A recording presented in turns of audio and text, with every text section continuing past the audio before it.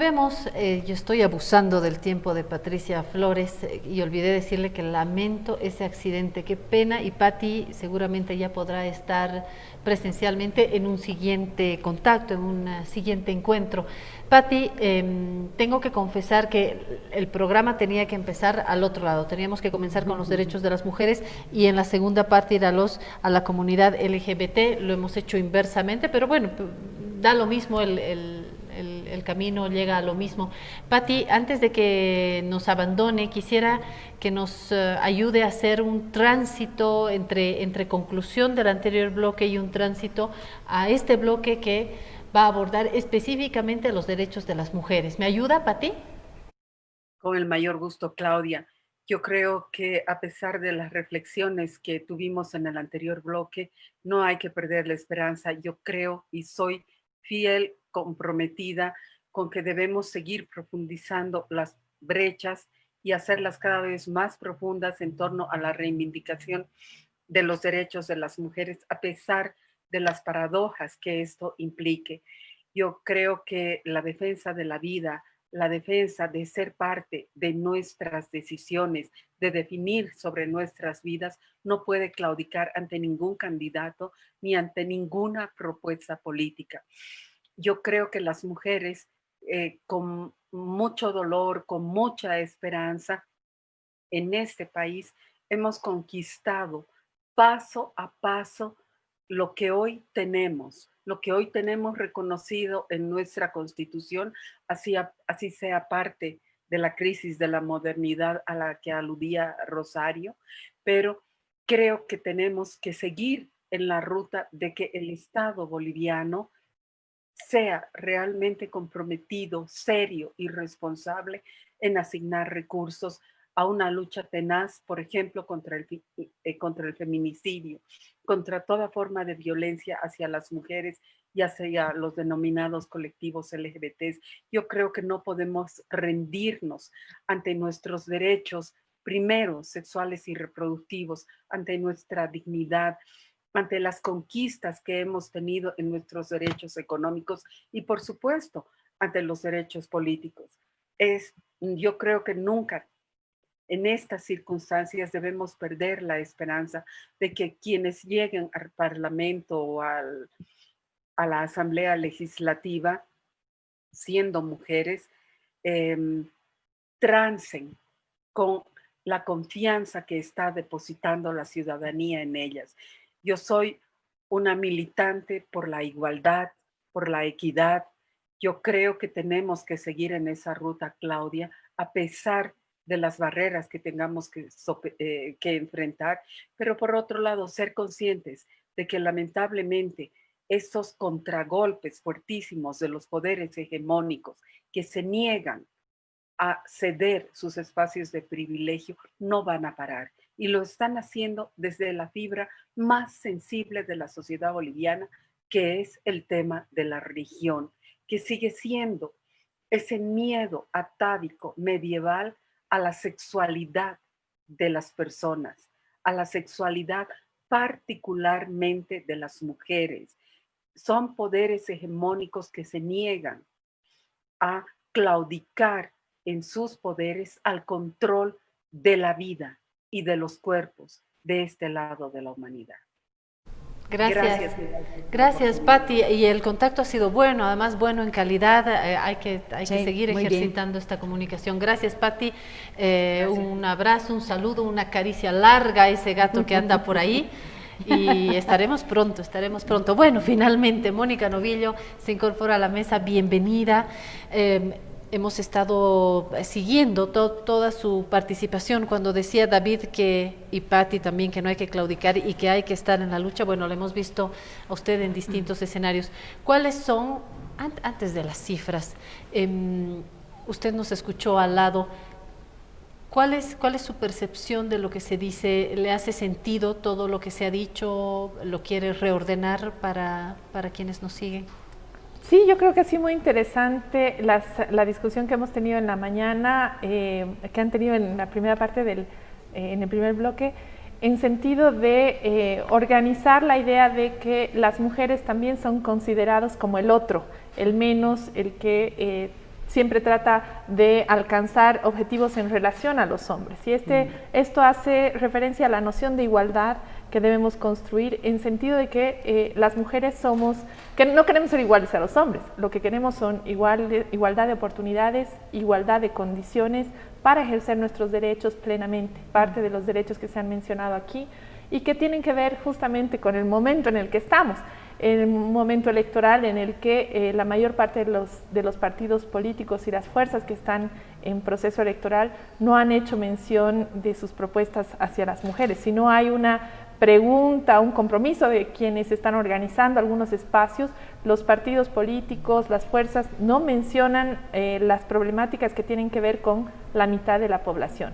Eso dice mucho, los silencios dicen mucho, las ausencias en las propuestas programáticas dicen mucho más, no nos consideran parte de lo que podría ser la construcción y la visión de país. Lucía, como se quedaba acá, no le di la palabra al final, pero quiero darle ahora para que un poquito me ayude también a ordenar un poco, porque vinieron a patear todas las mesas entre David, Patricia Flores y Rosario Aquín. Te patean hasta la noción de derechos, te cuestionan. Sí. ¿Qué saca en limpio, Lucía, del anterior bloque? Algo que me ha estado dando vueltas en la cabeza, y lo ha dicho David, lo ha dicho Rosario, lo ha dicho Patricia, ¿no?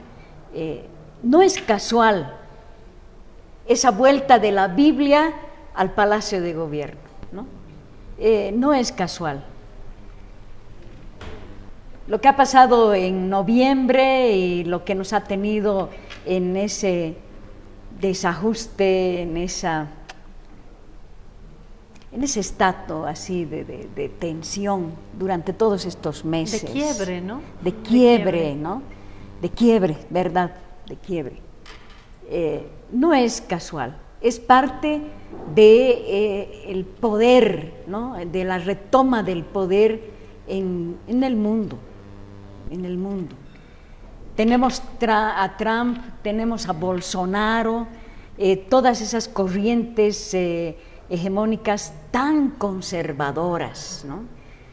Donde las mujeres, donde la comunidad LGTB, donde los indígenas tienen que volver a sus lugares, ¿no? O sea, se habían atrevido a avanzar y no puede ser, porque ahí pierden todos estos componentes conservadores, han perdido privilegios. ¿Hay un origen religioso, coincide, como una base? Sí, porque siempre la religión ha sido un instrumento de dominación, ¿no? De dominación justamente de esta mitad del mundo constituido por mujeres, y más todavía de las mujeres más excluidas, ¿no? Las mujeres indígenas, de la comunidad LGTB, de los y las adolescentes, ¿no? Que no figuran, no han figurado, y que ahora estaban y están, por supuesto, más presentes en la sociedad, ¿no? Pero todos estos no tienen que volver. También, a mí me movió mucho cuando Rosario dijo, ¿quién le pone en el respirador? ¿A un hombre de 32 o a una viejita de 91? A la viejita, mira, ya has vivido. Eso es terrible. No. Sí. Pero sigue siendo el otro, siguen siendo los otros o los decadentes, porque esta idea que ha planteado Rosario, que es interesante, es el hombre adulto, blanco, heterosexual, y se pueden ir mencionando algunas otras características, pero sigue siendo el que no se parece a el niño que no ha alcanzado todavía a ser adulto, el adolescente, el joven que todavía no es, sabe. Entonces es considerado en minoridad. El que no es justamente este modelo somos las mujeres, los gays que no quieren ser este modelo, entonces está permanentemente cuestionado, ¿no? Y creo que vemos también cómo las propuestas la iniciativa que estamos llevando desde la Coordinadora de la Mujer Protagonistas hace análisis de las propuestas programáticas y haciendo un comparativo con las anteriores elecciones, hemos visto cómo algunos partidos que se habían animado a plantear algunas temáticas en sus propuestas programáticas han dado paso atrás. El MAS, Comunidad Ciudadana, en algunos casos como temas de derechos sexuales y reproductivos, un poquito menos que en la anterior elección. Chin, y hablemos. Bueno,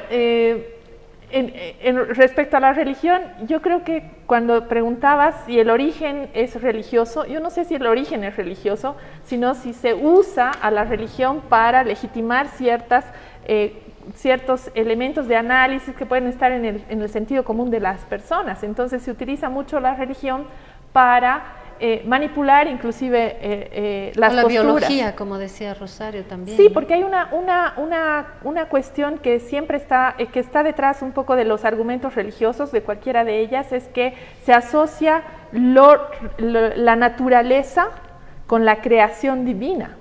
Entonces, lo natural, la naturaleza, el sexo biológico, etcétera, no se cuestiona.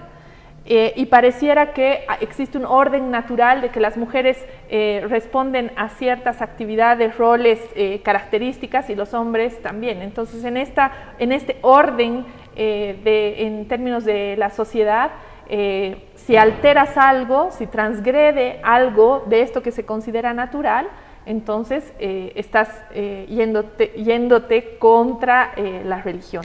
El dato que trae Mónica me llama la atención porque lo habíamos planteado como una sensación en el anterior bloque, esa sensación de que se había retrocedido. Es esa sensación la que nos ha invitado a plantear este programa, pero de la sensación usted me está haciendo pasar ya a una constatación de que moros y cristianos entre los candidatos, hablemos de los principales en las encuestas, según las encuestas, el candidato del MAS, el candidato de Comunidad Ciudadana, creemos hasta los otros de menor apoyo en las encuestas, y seguimos las encuestas hasta hoy, están planteando ese retroceso. Entonces ya es una constatación. Me gustaría que nos un poco ejemplifique, Mónica, en qué ha visto respecto de las últimas propuestas en una última elección.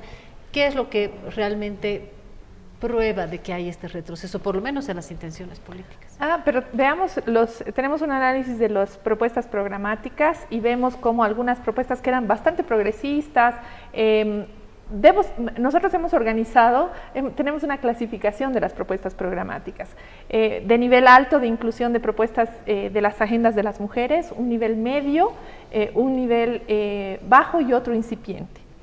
En el nivel bajo están la mayoría, son como 4 partidos o fuerzas políticas. En el nivel medio están Comunidad Ciudadana y el MAS, que han incluido varias propuestas. Comunidad Ciudadana ha incluido el tema de cuidado, por ejemplo, como parte de sus propuestas. El MAS toca estas temáticas también. Ya no se habla de derechos sexuales y derechos reproductivos tal cual, se hablan de propuestas de salud, por ejemplo, en el caso del MAS. En las otras propuestas obviamente se han mantenido en la línea conservadora que ya tenían en el anterior proceso. Estamos hablando, por ejemplo, de Frente para la Victoria, ahí está ADN, Libre 21, que también mantiene una línea conservadora. ¿En qué se ve eso, esa línea conservadora? Los enfoques, por ejemplo, las referencias a Ministerio de la Familia, no se habla del Ministerio de las Mujeres. Cuando les preguntas sobre las mujeres, vuelven a la idea de familias, un enfoque familista. Entonces esto implica que hay una protección de la familia antes que los derechos individuales de las personas. Y en el caso, cuando hacemos un análisis de género, la familia, justamente el conservar la familia, tiene costos sobre todo las mujeres. Porque no estamos hablando de las relaciones de poder, estamos idealizando la familia como si fuera una organización social donde no hay tensiones, no se produce ningún tipo de tensiones. Y esto es invisibilizar la violencia contra las mujeres, la violencia contra las niñas y ver todo lo mal que tenemos en las familias, porque la cantidad de denuncias que hay de violencia sexual solamente en tiempo de cuarentena, lo que nos han mostrado es que las mujeres y las niñas sufren violencia dentro de su casa cuando deberían estar más seguras. No es en la calle donde las matan, es dentro de su casa, no es en la calle donde las agreden. Inclusive la violencia sexual contra niñas y niños en el periodo de la cuarentena se ha disparado muchísimo. Y solo sabemos tenemos los datos de quienes han podido denunciar. Sí. Frente a situaciones que probablemente no se denuncian porque si el agresor es un integrante de la familia, como ocurre en el caso de del 70% de los casos, entonces esto genera estos desórdenes dentro de la familia que uno no busca. Si el agresor es el hijo de tu hermana, tú vas a llevar a la cárcel al hijo de tu hermana porque agredió a tu hija. Pero esto genera tensiones y a veces, y estos elementos no son probablemente considerados, pero inhiben la denuncia, se trata de resolver dentro de la familia, el tema social, etc. O sea, el tema de la violencia en general al interior de la familia es un tema que no se aborda de ninguna manera. El tema probablemente que más se ha abordado en las propuestas programáticas es el de la violencia contra las mujeres, porque obviamente los datos que estamos viviendo nos llaman la atención de cómo tenemos que, de qué cosas tenemos que hacer. Y hay propuestas interesantes, he mencionado la del MAS, la de Comunidad Ciudadana. En el caso de Camacho, nuevamente fuertemente conservadora, es decir, creo que además ha dado varias veces muestras de ello en sus debates, en sus alocuciones, particularmente el sábado en una intervención que tuvo en uno de los debates que se planteó, que decía que las mujeres iban a tener más tiempo para la casa. ¿no? Entonces esto muestra una visión absolutamente conservadora, porque las mujeres estamos ya hace tiempo tratando de conciliar el espacio, el trabajo fuera de la casa y el trabajo dentro de la casa, sin lograr que los hombres también asuman su parte de responsabilidad en el cuidado de sus hijos, de las personas de la tercera edad, de las personas enfermas, etc. Entonces esto implica una modificación de las relaciones familiares y eso no está planteado siquiera en las propuestas programáticas. No está permitido, ¿no? Lucía ha escrito varias columnas a lo largo de estos meses, Sí. en pandemia ha escrito con énfasis en los niños, en las mujeres. Todo esto que nos dice Mónica no le sorprende mucho. No, porque realmente se ha visibilizado, ¿no? Esa reestructuración, encasillamiento, ¿no? De decir, mira, nunca las mujeres han tenido tanta oportunidad como ahora para cumplir su verdadero rol, ¿no? Entonces nos han dicho, las tareas de cuidado son propias de las mujeres, ustedes saben hacerlo bien, nosotros los varones, mira, no nos entendemos, no sabemos, ¿no? Y todo lo que habíamos estado planteando respecto a la igualdad, respecto a la corresponsabilidad de la vida, ¿no? Y el hecho de compartir todas las tareas en la casa, eso ha quedado evidenciado como un discurso, ¿no? Y se ve claramente en la mayoría de los hogares, las mujeres han tenido su doble rol, su triple rol, sin horario. El teletrabajo nos ha matado porque hemos tenido que trabajar sin horario, sin día, sin feriado de por medio, ¿no? Sin tomar en cuenta, por ejemplo, las diferencias entre Europa y Bolivia. Podías recibir o tener una reunión a las 4 de la mañana, porque en Europa ya eran las 10 de la mañana y era un horario racional como para reunirse, ¿no? O a las 9 de la noche, porque no había otra posibilidad, y en un día sábado, bueno, trabajar así. Y las tareas de cuidado, todas las tenías que seguir cumpliendo, ¿no? Porque además estabas pues dentro de tu casa, ahí no había dónde escapar, ¿no? Y no hablo personalmente, hablo por la mayoría de las mujeres que no son privilegiadas. Creo que estamos entre privilegiadas, ¿no? La posibilidad de trabajar, la posibilidad de tener ingresos, la posibilidad de pensar, conocer los de derechos. conocer nuestros derechos, pero la gran mayoría del país no somos nosotras. La gran mayoría está en otro mundo, en un mundo en el que ni siquiera se puede acceder a pensar en los derechos, ¿no? Y eso es lo que no piensan los candidatos, ¿no? Los candidatos se dirigen a un grupo de privilegiados de los que van a tener seguramente sus votos, pero no de esa gran mayoría, de esa gran, inmensa mayoría. Y somos la mitad de las votantes. Y creo que en el caso particular de la cuarentena, y ahora que muchas organizaciones están hablando del tema de cuidado, durante los primeros días de la cuarentena todos estábamos un poco emocionados, hemos organizado probablemente las primeras 2-3 semanas el desarrollo de las tareas de cuidado, hemos dividido las tareas casi equitativamente, pero... Y ahí salieron los hombres héroes que cocinaban, ¿no? Además las fotos de la comida y ellos cocinando y todo. Bueno, este trabajo que durante la cuarentena ha sido como, parecía que estaba siendo valorizado, luego nuevamente vuelve a la normalidad.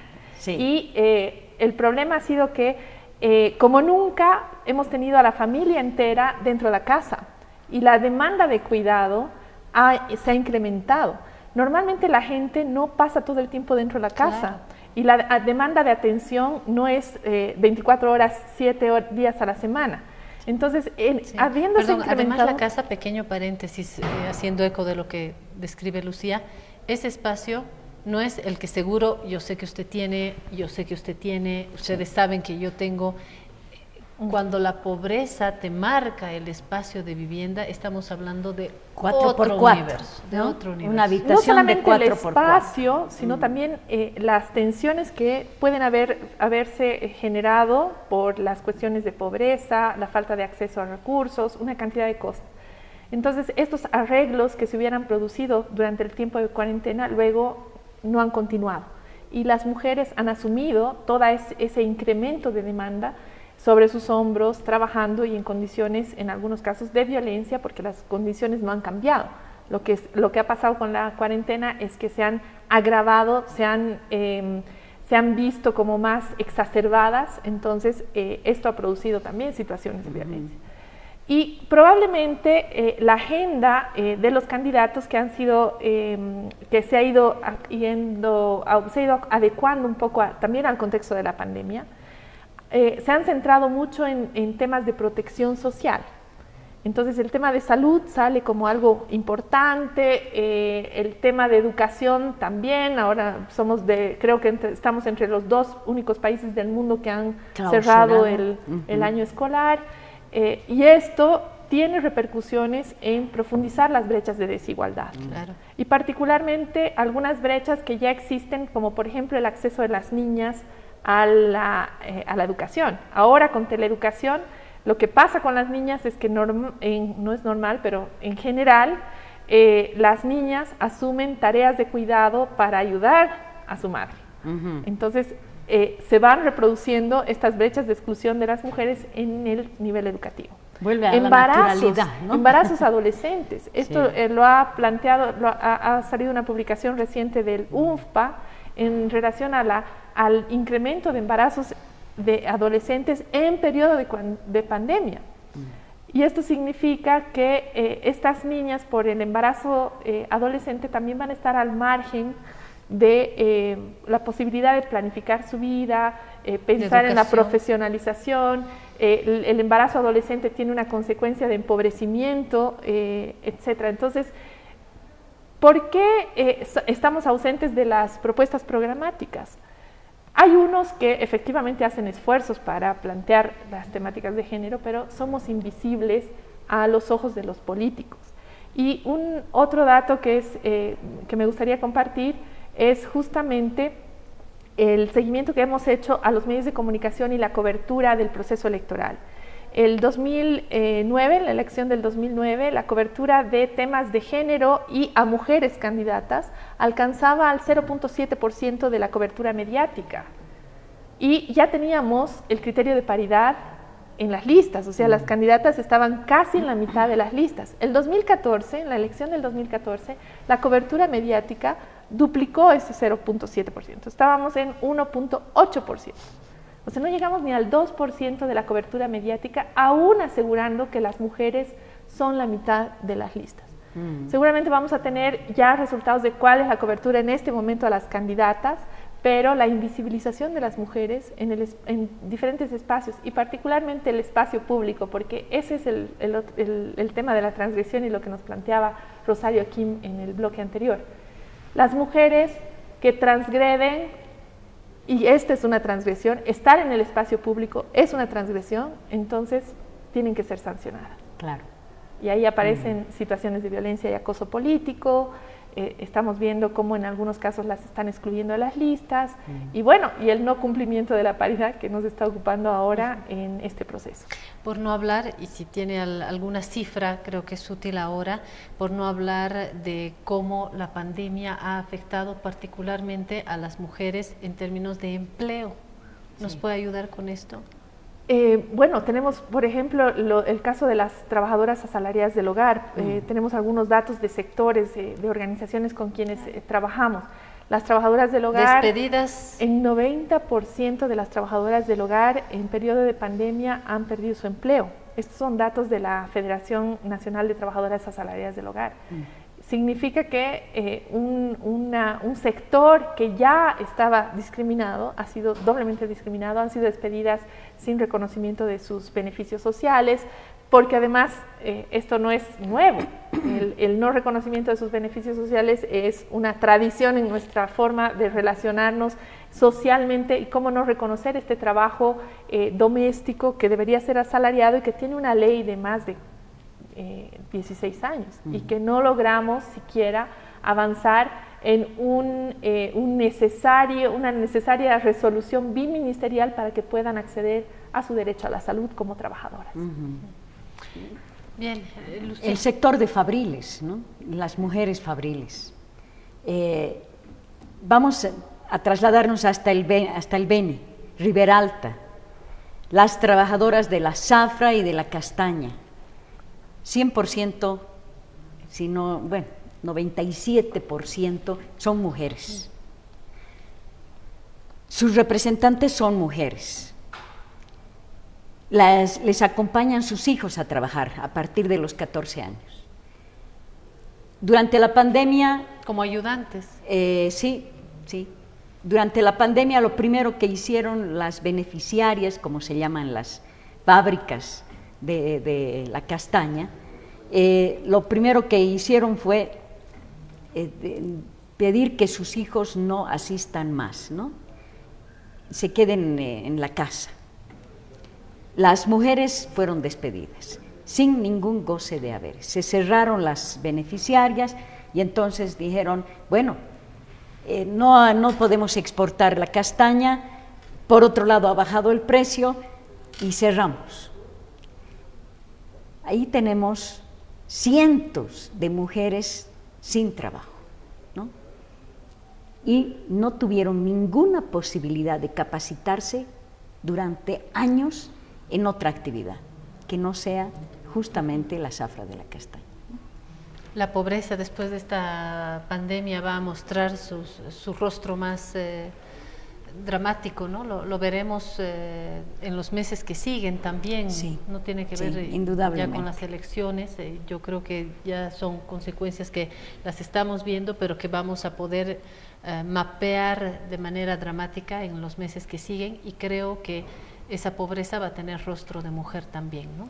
En general, en todas las crisis se vuelven un poquito más perversas con las mujeres, y con mujeres de sectores que ya tienen históricas discriminaciones.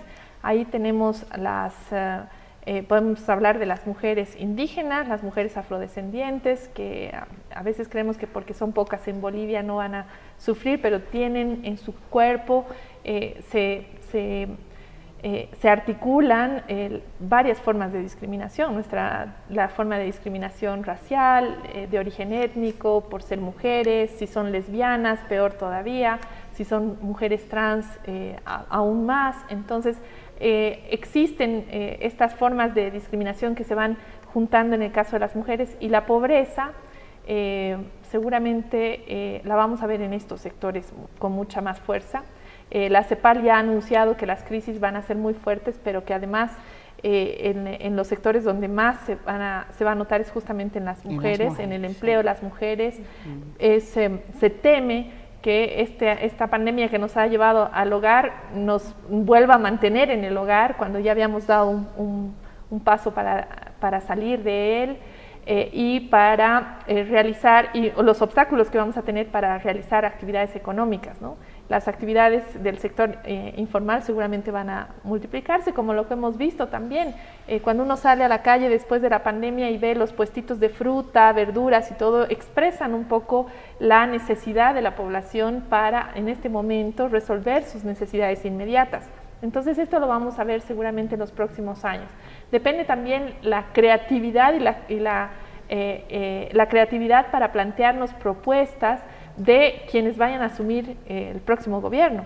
Y ahí está también por eso la preocupación de que nos centremos en mirar y cuidar la familia, cuando lo que tenemos que hacer es generar mejores condiciones para responder como actoras políticas, como actoras económicas, actoras sociales, responder a una crisis que nos va a afectar. Y ahí está el reconocimiento de las mujeres que están en emprendimientos diversos, reconocerlas no solamente como víctimas, porque esto también está como transversalizando las propuestas y las agendas de los partidos políticos. Nos ven a las mujeres todavía como víctimas, beneficiarias, y más bien somos mujeres jóvenes, la mayoría de la población, que están en la capacidad de producir. ¿Cómo se aprovecha esa capacidad? No solamente cuidando a los hijos en la familia y haciendo de amortiguador a la crisis económica, sino más bien generando condiciones para que esa potencialidad nos ayude a sobreponernos a una crisis económica. Muchas gracias. No tengo más tiempo, ¿verdad? Nos tenemos que ir. Mi agradecimiento a Mónica Novillo, directora de la Coordinadora de la Mujer, que ha estado trabajando a lo largo de estos meses y que seguramente nos va a aceptar una nueva invitación para volver a hablar de este tema, que creo que ya quedó probado, comprobado y sellado, que es parte de los desafíos que tenemos en este tiempo preelectoral y postelectoral también. Lucía Sauma, nuestra columnista, como siempre, las gracias por su trabajo, por su reflexión en el periódico y acá también en el programa. Muchas gracias, Claudia, muy amable. Gracias. Nos vamos ahora sí, la recomendación, cómprese la razón, cómprese extra. Ya estamos por si acaso con nuestro lorito, nosotros también nos levantamos de la pandemia, el lorito por WhatsApp, todos sus avisos del Loro de Oro usted los puede hacer vía WhatsApp también. Vamos a tratar de darle todas las comodidades en estos momentos tan difíciles. Que tenga una bonita jornada, nos vemos mañana a las 10 de la mañana.